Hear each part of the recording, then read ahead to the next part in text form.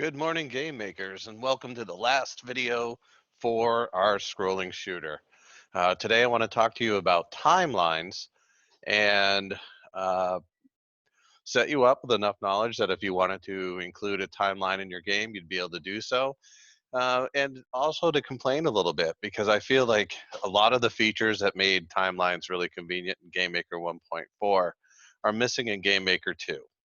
There may be some reasons for that that I don't understand. Maybe there's some improvements that taking those features away allowed, but let me just show you how they work.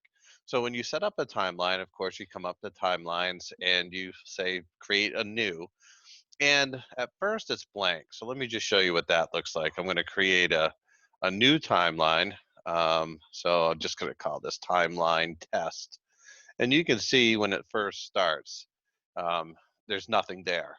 And so you have to add moments. Now, a moment is how many steps into the timeline you want these actions to take place. So the moment is actually like an event. It's something that happens in our game, and these are the reactions to that.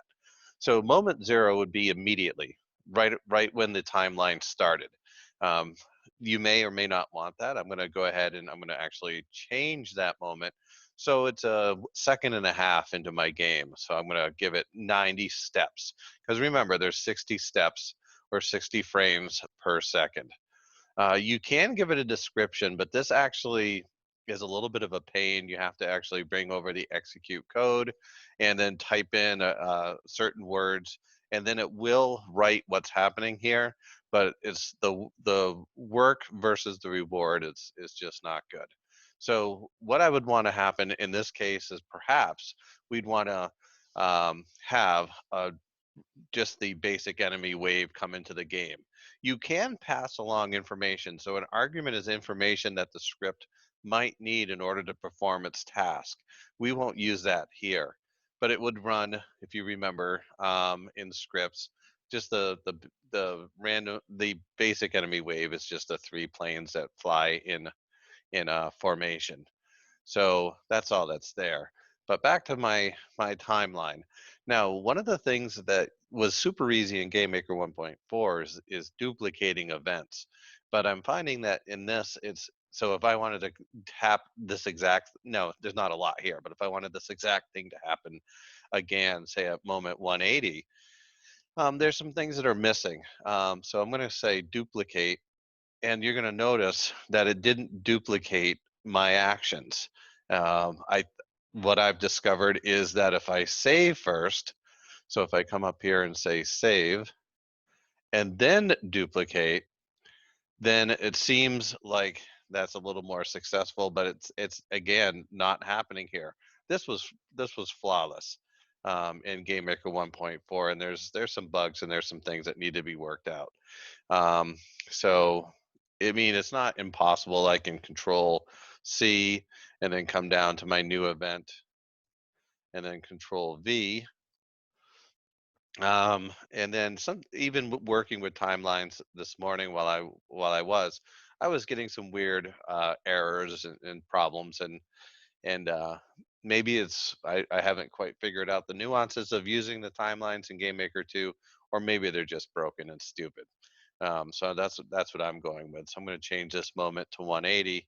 And so what would happen here is then in 1.5 seconds, we'd get an enemy wave come in. We'd have, and then another second and a half, we'd get another enemy wave. And sometimes it allows you to duplicate multiple steps. So I'm going to do both of these. I'm going to say duplicate. You can see it copies them over, but in this case, it didn't copy the actions. So a little bit of frustration with timelines in GameMaker 2, and so for that reason, I've already done the work for you. So I'm going to show you what my timeline actually looks like.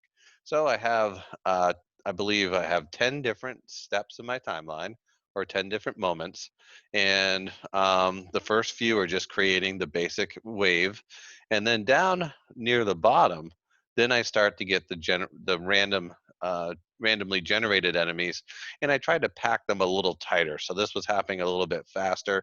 So it starts slow, then starts to ramp up. And then at the end here, you can see I'm gonna bring in my boss. Now, I don't want two bosses on the screen. That would be virtually impossible. So another thing that you can do with timelines is you can pause them. So in the creation of my boss, so let me find him. So when my boss is created, you can see that I I pause the timeline. Now you could notice that it's got this purple around it. That's because the boss doesn't have its own timeline. It's pausing the timeline of object control. So each object can actually have its own timeline, and I think that's probably pretty powerful. And probably on your quiz too, is each object can have its own timeline. This game only has one though, that's being run by the object control. And then when my boss is defeated, so here we check to see the instance variable of health, which we talked about in a video on Tuesday, different than just plain built-in variable health. Um, if it's defeated, then it resumes the timeline. So timelines can be paused, they can be resumed, they can loop. So let me go to my control here. You can see that when I loaded the timeline, I said use timeline 0, which is I know is not a very good name. And then you can say that it can start immediately and loop. So those are two default settings that you can have. And loop just means when it gets to the end of the timeline, when it reaches the last step, it'll start over. Of course, our boss pauses it. So let's see what this all looks like. So the first few rounds of the moments are the basic wave, then some randomly generated, and then lastly, you can see on moment 860, we generate a boss, but only if there's um, no bosses already in the room. So a lot going on there, pretty confusing. I'll try to ask some really basic questions about it on the test. Um, just know that timelines are run by moments. They can be paused, they can be resumed, and it looks like this. So this is kind of what the final game is going to look like. So the timeline starts in a second and a half. You can see I get some randomly, or rather some predictably basic enemy waves, and then a bunch of moments of randomness. Then my boss comes into my room. You can see I've given him a little motion. And again, I'll do some videos just on the boss at some point. But you notice that no other enemies respond during my boss fight, and that's because the timeline was paused. So timelines, pretty powerful stuff. A little disappointing in some of the features that are missing that were in GameMaker 1.4. And the only other thing I wanted to do is show you how to set up um, your own global variable. So we know that there's built-in global variables, health, score, and lives. But what if you wanted to have your own global variable, maybe to make things get more difficult? So I'm going to do that real fast. I'm going to go to my object control, and in the create event, I'm going to set a variable. And there's a couple different ways to do it. One of the ways is to go this route and say global dot level, and that would create. You can see it notices that that's now a global variable. Or there is a drag and drop option. I don't exactly remember where it is because I we don't use it. Let's see if we can find it here. Global variables, global variables. I did not see it. I'm sure I went by it. And if you saw it, you can say, well, Mr. White, well, it was right there staring at you in the face. Um, maybe it's under common. Let's see. Oh, there's set global variable there. So you could also drag that over and then whatever you assign there. And so global dot level starts out at 0. But what I want to have happen is every time my boss is defeated, I want to advance a level. I want to go up a level.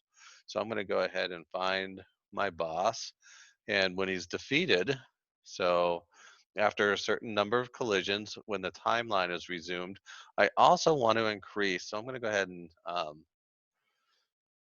I don't know if I want to mix those two things, honestly. So I'm just going to go here and say global. I can't see that. It's too small, gang. Um, Gonna enlarge that.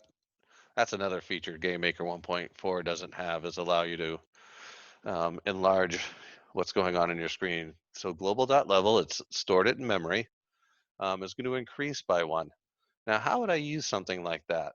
Well, one way I could use it, and probably the simplest way because we're already in the object here, is I'm going to say that my boss, let's see, I'm going to actually add to some health. I don't know if I can go over 100 here. Interesting. Maybe I won't do that. Now I'm gonna say the health is gonna be 100 plus, and then in parentheses I'm gonna say 20 times global dot level, and I don't know what effect that's gonna have. I might have to really think this through. Usually because health is a,